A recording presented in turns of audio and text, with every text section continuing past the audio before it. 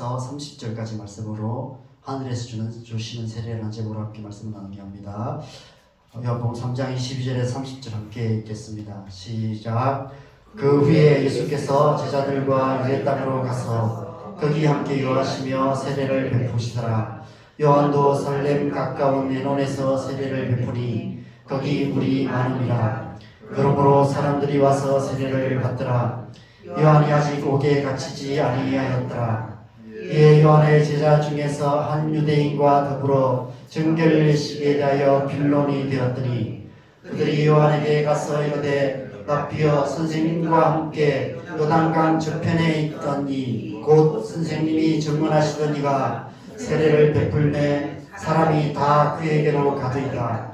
요한이 대답하여 이르되 만일 하늘에서 주신 바 아니면 사람이 아무것도 받을 수 없느니라. 내가 말한 바 나는 그리스도가 아니요 그의 앞에 보내심을 받은 자라고 한 것을 증언할 자는 너희니라. 신부를 취하는 자는 신랑이나 서서 신랑의 음성을 듣는 친구가 크게 기뻐하나니 나는 이러한 기쁨으로 충만하여노라. 그는 흥하여야 하겠고 나는 쇠하여야 하리라. 네, 지난주까지 우리가 4주에 걸쳐서 예수님과 니고데모와의 대화에 대해서 대화하시는 말씀을 함께 살펴보았습니다. 거듭남, 영생, 믿음, 구원, 심판 이런 어떤 기독교 복음의 핵심 진리가 되는 중요한 단어들이 한밤중에 혼자 예수님을 찾아왔던 니고데모 한 사람과의 대화 가운데 담겨져 있었습니다. 예수님의 복음은 그렇게 예수님과의 인격적인 만남을 통해서 전해집니다. 우리의 인생의 한밤중 같은 그런 시간을 지나면서 니고데모처럼 예수님을 찾을 때, 예수님을 찾아올 때, 간절히 하나님을 찾을 때 예수님을 인격적으로 만나게 되고 믿음으로 거듭나 영생을 얻게 됩니다. 그것이 성경이 말하는 구원입니다. 이제 예수님의 이야기에서 한 페이지를 넘겨야 할 때입니다. 이쯤에서 4장의 사마리아 우물가의 여인 이야기로 넘어가면 딱 좋을 그런 타이밍입니다. 그런데 오늘 본문에 보면 다시 세례 요한의 이야기가 기록되어 있습니다. 오늘 본문부터 무려 15절에 걸쳐서 15절에 걸쳐서 세례 요한 이야기가 기록되어 있습니다. 이미 말씀드린 것처럼 사도 요한은 예수님의 이야기 중에 예수님이 행하신 수많은 이야기들 가운데서 정말 중요한 이야기만 고민하고 몇 년을 고민해서 추리고 그렇게 해서 중요한 이야기만 이 요한복음에 기록했습니다. 그래서 이 세례 요한 이야기도 대충 읽고 지나가서는 안 되는 중요한 이야기가 분명합니다. 그래서 이 시점에 이렇게 길게 기록한 아주 특별한 이유가 있다는 것을 우리가 기억하면서 이 말씀을 우리가 함께 살펴봤으면 좋겠습니다. 이 이야기는 두 이야기 사이에 있습니다. 3장의 니고데모 이야기와 4장의 사마리아 우물가의 여인 이야기 사이에 니고데모 이야기에서 사마리아 우물가의 여인 이야기로 건너가는 길목에 이 세례 요한 이야기가 기록되어 있습니다.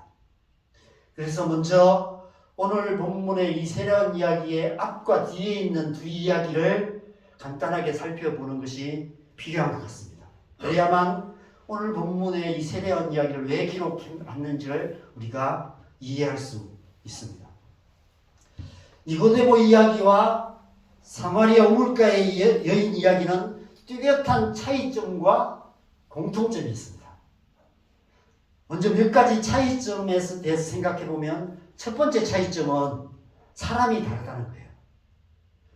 니고데모는 유대인의 지도자였으며 선생이었습니다. 그리고 나이가 많이 든 남자였습니다.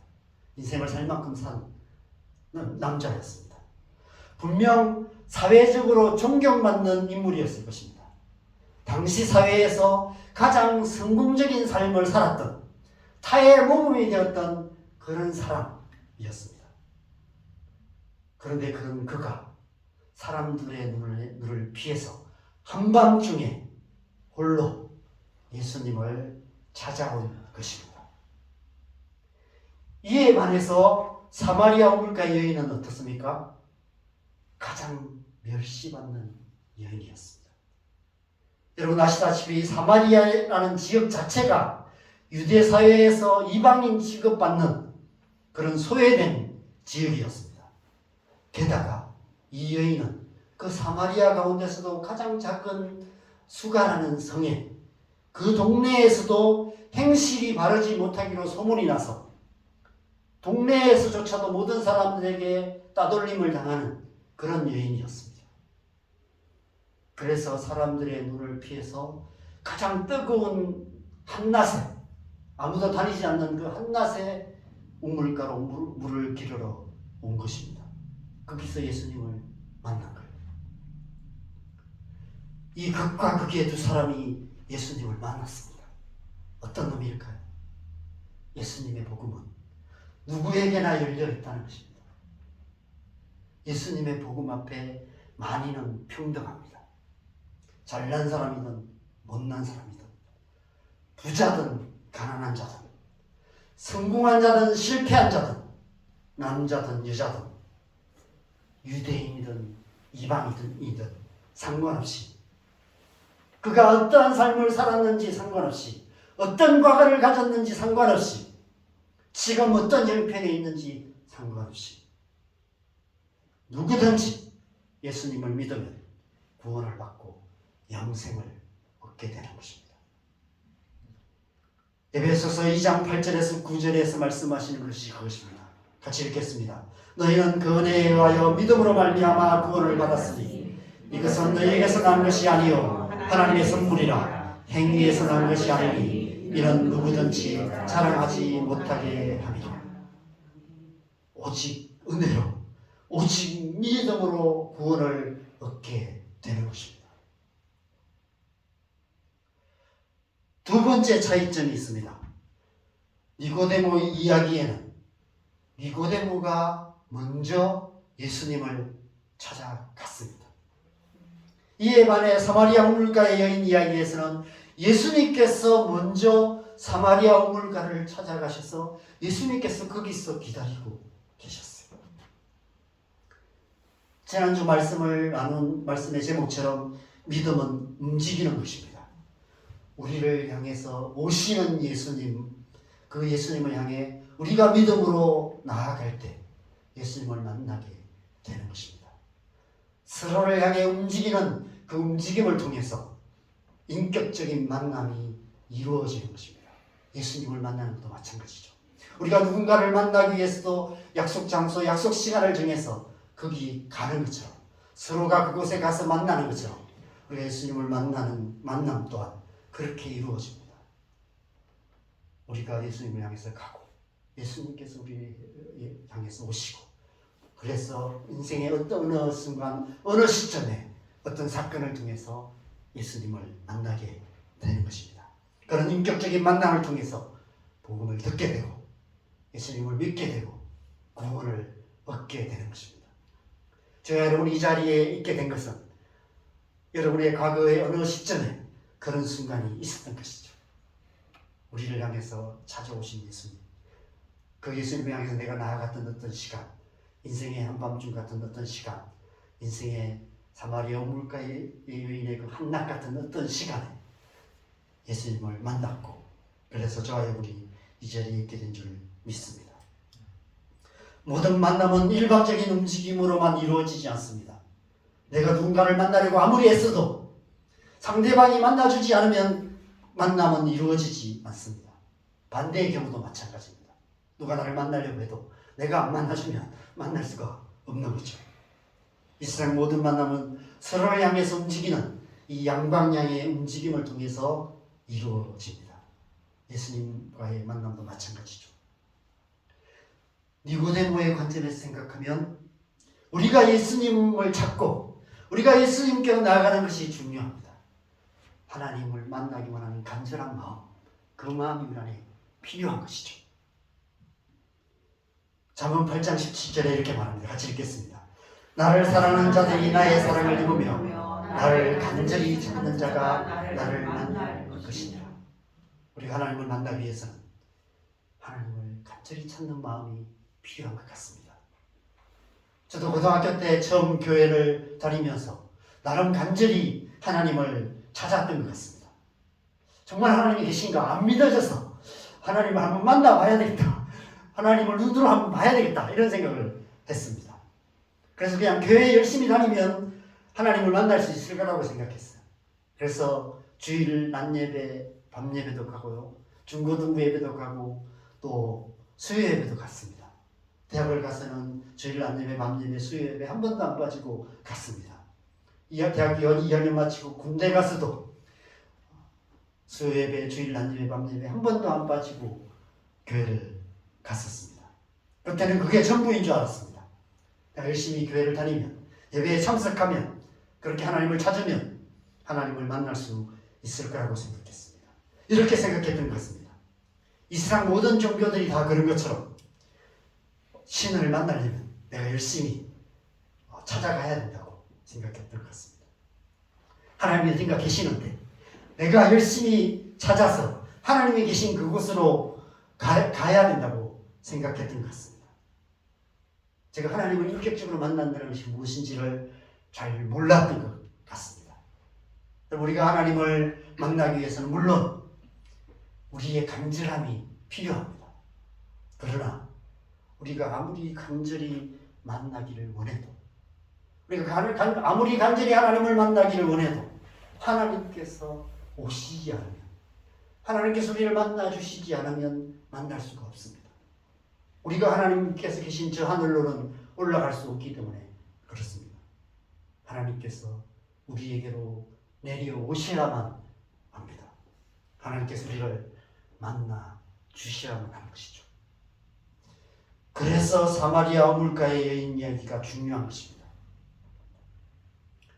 니고데모는 한밤중에라도 자기 발로 예수님을 찾아갈 수 있는 그 정도 위치가 되는 그런 상황에 있었습니다. 그러나 사마리아 물가의 여인은 예수님께서 찾아오시지 않으면 예수님을 만날 수도 없는 그런 상황에 있었습니다. 많은 경우 그런 상황에 있는 사람들에게 예수님이 직접 찾아오시는 일들이 많이 있습니다. 지금도 이슬람권에 그런 일들이 많이 있대요. 꿈속에서 어떤 환상 가운데서 예수님이 찾아오셔서 예수님을 만나는 그런 사람들이 많이 있다고 얘기합니다. 이슬람권에 선교하시는 선교사님들이 그런 분들을 많이 만난대요.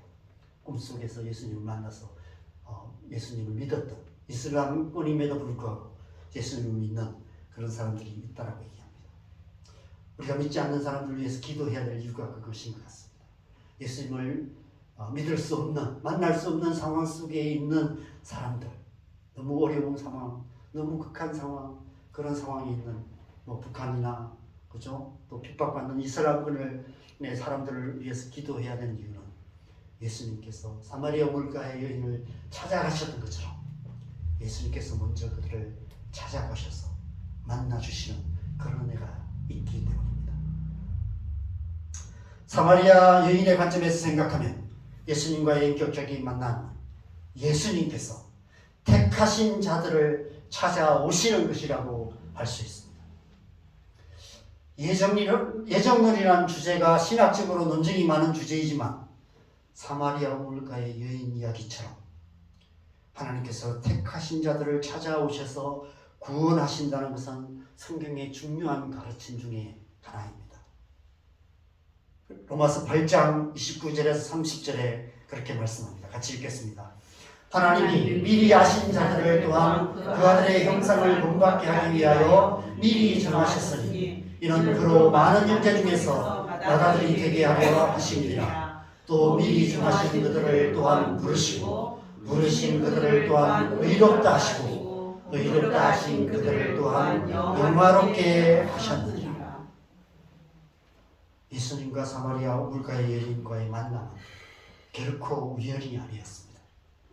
예수님께서 그 그 여인을 미리 아셨습니다.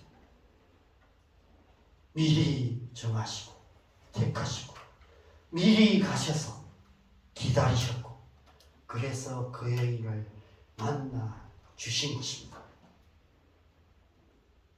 여러분 우리가 예수님을 만난 것도 이와 같지 않을까 이런 생각이 듭니다. 하나님께서 우리를 미리 하셨고 하나님의 때에 하나님의 방법으로 우리를 찾아오셔서 만나 주신 것입니다. 제가 몇 번 간증했던 것처럼 저는 송명희 시인의 간증 집회에서 예수님을 만났습니다. 송명희 시인의 간증 집회가 제게 있어서는 사마리아 우물가였던 것 같습니다. 예수님께서 그 집회에서 먼저 저를 기다리고 계셨고 제가 우연히 그냥 청년들의 그냥 권유에 이끌려서 저는 놀러 갔거든요. 뭐 은혜 받으려고 간 것도 아니었어요. 대구에 놀러 가야겠다. 공장으로 놀러 갔을 수 있는 좋은 기회다. 그래서 놀러 갔습니다. 놀러 갔다가 거기서 예수님을 만났어요. 인격적으로 만났어요. 제 삶이 완전히 바뀌었습니다. 그 하룻밤에 사마리아 우물가에 예수님을 만나러 온 것이 아니었습니다. 물들어 왔어요. 물들어 왔다가 예수님을 만났습니다. 거기에서 예수님이 먼저 가셔서 기다리셨고 만나 주셨던 것이죠. 아마 여러분도 그런 시간이 있으셨을 것입니다. 여러분의 사마리아 우물가는 언제 어디였습니까? 나중에 혹시 식사 교제하시면서 서로 나누시는 한번 나눠보시면 좋을 것 같습니다. 세 번째 중요한 차이점이 있습니다. 세 번째 중요한 차이점은 시간이 다르다는 것입니다. 니고데모와 예수님과의 만남은 한밤중이었고 사마리아 여인과의 만남은 반대로 한낮이었습니다. 그런데 이 두 반대되는 시간은 어떤 관점에서 보면 공통점이 되기도 합니다. 사람들이 다니지 않는 시간, 사람들을 피할 수 있는 시간이었다는 것이죠. 각기 다른 이유로 두 사람은 사람들의 눈을 피해서 각기 다른 시간에 예수님을 만나게 되었다는 것입니다. 여러분, 복음은 개인적이고 은밀하게 전해집니다. 많은 경우 수련회나 부흥회나 찬양 집회, 간증 집회 같은 데서 예수님을 만나는 경험들을 합니다. 그런데 그거 역시도 집단적으로 일어나는 일이 아니에요. 개인적이고 은밀하게 일어나요. 어떤 사람은 아침 첫 시간에 만나기도 하고요. 어떤 사람은 마지막 시간에 만나기도 합니다. 어떤 사람은 그냥 예배 시간에는 별 감흥이 없다가 혼자 기도하다가 만나기도 합니다. 하나님 은혜를 받기도 해요. 어떤 사람은 어떤 집회에서 은혜를 많이 받지만 어떤 사람은 똑같은 집회에 가도 맹숭하게 앉아만 있다가 오기도 합니다. 혼자 기도원에 가서 기도하다가 예수님을 만나게 되기도 하고 전혀 의외의 장소에서 예수님을 만나는 간증들도 많이 있습니다. 길 가다가 예수님을 만나는 그런 은혜가 임하여서 갑자기 그 길에서 주저앉아서 하나님을 만나는 그런 경험도 하기도 합니다. 어느 날 그냥 길을 가다가 교회 십자가를 봤는데 그 십자가가 마음에 들어와서 그 다음 주부터 교회 나오기 시작하는 그런 일들도 저는 실제로 남산교회 사역하면서 그런 간증을 하시는 분들도 봤습니다. 어떻게 교회 오게 됐냐 물으니까 그렇게 얘기하시더라고요. 죽음을 앞둔 병상에서 예수님께서 찾아오셔서 예수님을 만나 기적같이 치유받는 분들도 많이 계시고 제 친구는 어느 날 외출했다가 집에 와서 냉장고에서 물을 꺼내서 마시는데 갑자기 방언이 터져 나왔다고 해요. 그래서 그렇게 방언을 받았다고 합니다. 아마 여러분도 다 그렇게 개인적이고 은밀하게 예수님을 만나셨을 것입니다. 사도 요한은 지금 이 한밤중의 니고데모 이야기와 한낮의 사마리아 우물가의 여인 이야기를 절묘하게 대조하여서 우리에게 복음의 핵심적인 진리 하나를 말씀하고 있습니다. 당시 누구보다도 의인이라고 자부했고 사람들도 그렇게 인정했던 니고데모 이야기의 배경이 한밤중이었다는 사실. 예수님께서 말씀하신 물과 성령으로 거듭나지 않으면 하나님 나라를 볼 수 없다는 말씀에 의미심장한 배경이 됩니다. 인간의 의로는 여전히 어둠에 속한 자일 수밖에 없다는 사실을 니고데모와 한밤중이라는 배경을 통해서 보여주고 계십니다. 아무리 의롭게 살고 아무리 많은 사람들에게 존경받는 사람이라 할지라도 여전히 영적인 어둠에 속한 자일 수밖에 없다는 것입니다. 오직 예수, 오직 믿음으로 거듭나야만 빛의 자녀가 되고 빛 가운데 거하게 된다는 것입니다. 그래서 니고데모는 한밤중에 예수님을 찾아왔고 예수님을 만났고 한밤중에 복음을 듣게 되었습니다. 과연 니고데모가 그 복음을 받아들였을까요? 그가 예수님을 믿었을까요? 만약 그랬다면 그는 거듭났을 것입니다. 그래서 더 이상 어둠에 속한 자가 아니라 빛 가운데 거하는 자가 되었을 것입니다. 그런데 이와 반대로 당시 모든 사람이 가까이 가기조차 꺼리던 어둠의 땅이라고 말했던 사마리아에, 그것도 모든 사람에게 죄인 취급받던 한 여인이 예수님을 만난 시간은 한낮이었습니다. 한낮이었지만 아무도 다니지 않는 시간이었다고 얘기합니다. 요한복음 1장 5절에 빛이 어둠에 비치되 어둠이 깨닫지 못하더라는 말씀을 떠올리게 하는 배경입니다. 그 우물가에 예수님께서 먼저 가셔서 기다리고 계셨어요.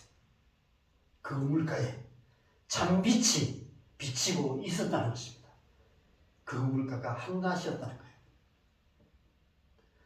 그 빛으로 택하신 자가 오기를 기다리고 계셨습니다. 그래서 지난주 말씀에 빛 가운데 행하는 자, 빛에 속한 자는 빛으로 온다라고 말씀하고 있는 것이죠. 그 말씀대로 예수님께서 사마리아 우물가의 빛 가운데서 택하신 자가 오기를 기다리고 계셨습니다. 그 햇빛 찬란한 한낮에 그 여인은 그 빛으로 나왔고 뭔가 알 수 없는 힘에 본인은 늘 습관적으로 오는 물대로 가는 그 시간이었지만 그 힘에 이끌려 그 빛으로 나왔고 예수님을 인격적으로 만나게 되었습니다. 예수님의 말씀을 들었고 믿음으로 구원을 얻게 된 것입니다. 그래서 이 두 사건을 한밤중과 한낮 이야기로 이렇게 대조해서 기록하고 있습니다. 그리고 오늘 본문의 세례요한 이야기는 니고데모의 한밤중과 사마리아 우물가의 한낮 이야기의 중간에 가운데 있습니다.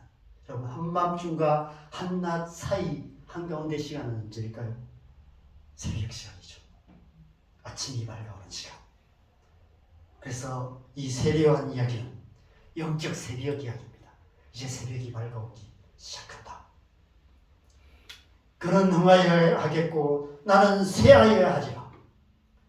광야에서 외친 자의 소리가 마치 새벽닭이 회치듯이 이제 새벽이 밝아오고 있다. 새날이 밝아오고 있다라고 마지막 힘을 다해서 꼭 끼워오라고 외치고 있는 것입니다. 그래서 사도 요한이 이 세례요한 이야기를 기록하고 있는 거예요. 자, 그렇다면 두 이야기의 공통점은 뭘까요? 니고데모 이야기와 사마리아 우물가의 여인 이야기의 공통점, 한 가지 중요한 공통점이 있는데 이미 말씀드린 것처럼 예수님께서 한 개인과의 인격적인 만남을 통해서 기독교 신앙의 가장 중요한 핵심적인 진리를 말씀하셨다는 사실입니다. 여러분, 이 놀라운 진리를, 기독교 복음의 핵심적인 진리를 한 개인에게 말씀하셨어요. 대중에게 선포하신 것이 아니라 한 개인에게 인격적인 만남을 통해서 말씀하셨다는 것입니다. 이 두 사람과의 인격적인 만남을 통해서 그리스도인이 되는 길과 그리스도인답게 사는 길에 대해서 말씀하고 계세요. 니고데모 이야기는 그리스도인이 되는 길에 대한 이야기입니다. 그것은 예수 그리스도의 복음으로, 예수님을 믿음으로 거듭남을 통해서 그리스도인이 된다고 말씀하고 있는 거예요. 그런데 사마리아 우물가의 여인 이야기는 그리스도인답게 사는 것이 무엇인지, 어떻게 그리스도인답게 살아갈 수 있는지에 대한 말씀을 하고 있는 거예요. 우리가 이제 앞으로 다다음 주쯤에 우리가 이제 사마리아 우물가의 여인 이야기를 살펴볼 텐데 그때 자세하게 나누겠지만 그리스도인답게 살아가는 것이 무엇인지를 말씀하고 있습니다. 여러분, 그리스도인이 되는 길과 그리스도인답게 사는 길은 완전히 다른 길입니다. 니고데모에게 말씀하신 것처럼 우리는 오직 예수, 오직 믿음으로 하나님의 자녀로 거듭나게 됩니다. 누구든지 예수님을 믿으면 구원을 받고 그리스도인이 됩니다. 그런데 그리스도인이 되었다고, 교회를 다닌다고 하루아침에 완전히 다른 삶을 살아갈 수 있게 되는 것은 아닙니다. 죄악으로 가득한 이 세상 한가운데서 우리가 그리스도인답게 살아가는 것이 쉽지 않다는 것입니다. 우리의 힘과 노력으로 되지 않는다는 것입니다. 하나님의 도우심이 필요한 것이죠. 하나님의 은혜, 성령의 은혜가 필요한 것입니다. 사마리아 우물가의 여인에게 그 속에서 영생하도록 솟아나는 생물을 주시겠다고 약속하신 것처럼 우리 안에 하나님의 성령의 충만함이 있어야만 하나님의 백성으로서 하나님의 백성답게 그리스도인답게 살아갈 수 있는 것입니다. 그래야만 이 세상 속에서 빛 가운데 살아갈 수 있는 것이죠. 그래서 오늘 본문의 이 세례요한 이야기는 이 두 길을 연결하는 다리와 같은 그런 이야기입니다. 그리스도인이 되는 길과 그리스도인답게 사는 길을 연결하는 길, 그 이야기가 이 세례요한 이야기입니다. 우리가 어떻게 그리스도인이 되고 어떻게 그리스도인답게 살아갈 수 있는지를 이 가운데 이야기를 통해서 우리에게 가르쳐주고 있는 것입니다. 특히 오늘 본문은 두 세례에 대해서 말씀하고 있습니다. 두 세례. 예수님께서 세례를 베푸시고 계신다라고 말합니다. 그리고 요한도 세례를 베풀고 있다. 예수님의 세례와 요한의 세례에 대해서 말씀하고 있어요. 이 두 가지 이야기를 통해서 앞서 니고데모에게 말씀하신 물과 성령으로 거듭나는 것이 무엇인지를 말씀하고 있습니다. 여러분, 세례 요한의 세례는 이 땅에 있는 물로 베푸는 세례입니다. 그럼 성경에서 이 세례 요한의 세례를 죄사함을 얻게 하는 회개의 세례라고 표현하고 있습니다. 우리가 니고데모처럼 예수님을 만나고 예수님의 복음을 듣고 예수님을 믿음으로 그리스도인이 된다면 가장 먼저 세례를 받습니다. 물세례를 받아요. 그래서 물세례를 통해서 우리가 예수님을 믿는 그리스도인이 되었다는 사실을 공동체 안에 고백하게 되는 거예요. 그래서 세례를 받으면 교회 공동체로 들어가게 되는 것입니다. 그것이 세례 요한의 세례, 물세례의 의미입니다. 회개의 세례죠. 그렇다면 예수님의 세례는 어떤 세례입니까? 오늘 말씀에서는 예수님께서 세례를 주신 것처럼 말씀하시지만 4장을 보면 4장 2절에 같이 읽겠습니다. 시작. 예수께서 친히 세례를 베푸신 것이 아니요 제자들이 베푸는 것이라. 특별히 괄호를 쳐서 강조해서 말씀하고 있습니다. 예수님께서 베푸신 건 아니다. 왜 이렇게까지 강조해서 말할까요? 예수님의 세례는 물세례가 아니기 때문에. 예수님의 세례는 땅에 있는 이 물로 베푸는 세례가 아닙니다. 그래서 물로 받는 세례는 예수님의 세례가 아니에요. 그건 세례 요한의 세례죠. 믿음으로 내가 그리스도인이 되었다는 고백인 것입니다. 그런데 예수님의 세례는 오늘 본문 27절에서는 27절 마지막 27절을 같이 읽겠습니다. 시작. 요한이 대답하여 이르되 만일 하늘에서 주신 바 아니면 사람이 아무것도 받을 수 없느니라. 예수님의 세례는 하늘에서 주시는 세례라고 말합니다. 예수님의 세례는 예수님께서 십자가의 고난을 통과하신 후에 죽음에서 부활하시고 승천하신 후에 하늘에 올라가셔서 하늘로부터 부어주시는 세례, 성령의 세례입니다. 그래서 사도행전의 오순절에 마가의 다락방에서부터 성령의 세례가 임하기 시작하셨고 그 이후에 교회의 역사 속에 성령의 세례가 계속해서 임하였고 저와 여러분에게도 성령의 세례가 임한 것입니다. 그것이 예수님의 세례예요. 우리가 그리스도인이 되고 그리스도인답게 살아가기 위해서는 이 두 세례가 필요한 것이죠. 그리스도인이 되기 위해서는 우리가 죄인이라는 사실을 고백하고 내가 예수님을 믿음으로 거듭난 자라는 사실을 고백하는 상징적인 예식인 물세례를 받아야 하는 것이죠. 그 물세례를 통해서 우리는 그리스도인이 됩니다. 그리고 성령의 세례를 받음으로 우리는 우리의 힘으로가 아니라 성령의 은혜로 살아가는 그리스도인답게 살아가는 삶을 살아갈 수 있게 되는 것입니다.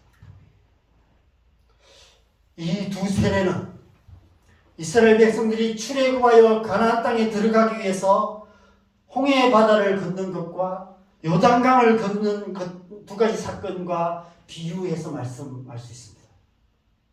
하나님께서 출애굽한 이스라엘 백성들을 광야의 길로 인도하시기 위해서 홍해 바다를 가르시고 그 홍해 바다 사이를 건너가게 하셨습니다. 그래서 광야로 들어가게 하셨죠. 물 세례를 통해서 우리는 그리스도인이 되어서 이 세상이라는 애굽이라는 이 세상이라는 애굽으로부터 홍해 바다를 지나 광야로 들어가게 돼요. 광야 교회. 그래서 사도행전 7장에서 교회를 광야 교회라고 얘기합니다. 사도행전 7장 28절 같이 읽겠습니다. 시내산에서 말하던 그 천사와 우리 조상들과 함께 광야 교회에 있었고 또 살아있는 말씀을 받아 우리에게 주는 자가 이 사람이라. 광야 교회라고 표현하고 있어요. 여러분, 교회가 바로 광야입니다. 우리는 세례를 통해서 이 세상에서 애굽에서 광야로 들어와 있어요. 광야 교회에 속해 있습니다. 그리고 이 광야의 시간들을 지나가는 동안 광야 40년이 지난 후 가나안 땅에 들어가 하나님 나라를 유업으로 취하기 위해서 요단강 가운데 길을 내시고 요단강물을 막으시고 그 길을 통해 강을 건너게 하셨습니다. 그것이 곧 예수님의 세례, 성령의 세례를 상징하는 것입니다. 그래서 오늘 본문 26절에 보면 세례 요한이 제자들에게 예수님의 세례에 대해서 말씀하면서 요단강 저편에 있더니 세례 요한의 제자들이 예수님을 이렇게 얘기해요. 선생님이요, 선생님과 함께 요단강 저편에 있더니 곧 그 선생님이 정언하신 이가 세례를 베풀고 있다. 그래서 요단강이라는 이야기가 여기 기록되어 있는 것이죠. 성령 세례를 통해 우리는 이 땅에 하나님 나라를 이루어가는 능력 있는 삶을 살아갈 수 있게 되고 그리스도인답게 살아갈 수 있게 됩니다. 그것이 성령 세례의 의미인 것이죠. 성령 세례, 이 광야를 지나 요단강을 건넌 후에 이스라엘 백성들이 그 땅을 유업으로 취하는 하나님 나라를 이루는 삶을 살아갈 수 있었던 것입니다. 정복해 가는 삶을 살아갈 수 있었던 것처럼 우리 또한 성령으로 세례를 받아야만 이 세상 속에서 하나님 나라를 이루어가는 삶을 살아갈 수 있는 것이죠. 그래서 오늘 본문 마지막에서 세례 요한이 이렇게 선포합니다. 그는 흥하여야 하겠고 나는 쇠하여야 하리라. 예수님의 세례, 곧 성령 세례를 통해서 우리 안에 어떤 일이 일어난지를 말씀하시는 것입니다. 옛사람은 쇠하여지고 새 사람은 흥하여진다라는 것입니다. 나는 죽고 내 안에 그리스도가 사시는 것입니다. 성령으로 살며 성령으로 행하는 사람이 되는 것을 말씀하시는 것이죠. 그래서 그리스도인답게 살아갈 수 있게 된다는 것입니다. 다음 장인 4장에서 사마리아 물가의 여인에게 말씀하시는 것이 바로 그것입니다. 성령의 세례, 예수님의 세례를 통해서 우리 속에서 영생하도록 솟아나는 샘물이 솟아나기 시작할 때 우리는 더 이상 목마름이 없습니다. 목마름이 없기 때문에 이 세상이나 세상에 있는 것들을 사랑하며 육신의 정욕과 안목의 정욕과 이 세상의 자랑을 따라 자기를 사랑하며 돈을 사랑하며 쾌락사랑하기를 하나님 사랑하는 것보다 더하는 그런 삶을 더 이상 살아가지 않고 그런 삶을 이기고 그 옛사람을 벗어버리고 하나님의 뜻을 행하는 하나님의 사람이 될 수 있는 것입니다. 그래서 우리는 예수님의 세례, 곧 하늘로부터 주시는 성령의 세례를 받아야 하는 것입니다. 성령의 충만함을 받아야 하는 것입니다. 날마다 하나님의 성령으로 충만함을 받아야 하는 것이죠. 그래서 성령으로 살며 성령으로 행함으로 그리스도인답게 살아가야 하는 것이죠. 오늘 이 시간 저와 여러분 안에 하늘에서 주시는 성령의 세례가 충만하게 임하시기를 간절히 바랍니다. 그래서 우리가 성령으로 충만하여서 날마다의 삶 속에서 그리스도인답게 살아감으로 하나님의 나라를 이루어가는 저와 여러분 되시기를 주님의 이름으로 간절히 축원합니다. 아멘. 우리 함께 찬양하겠습니다.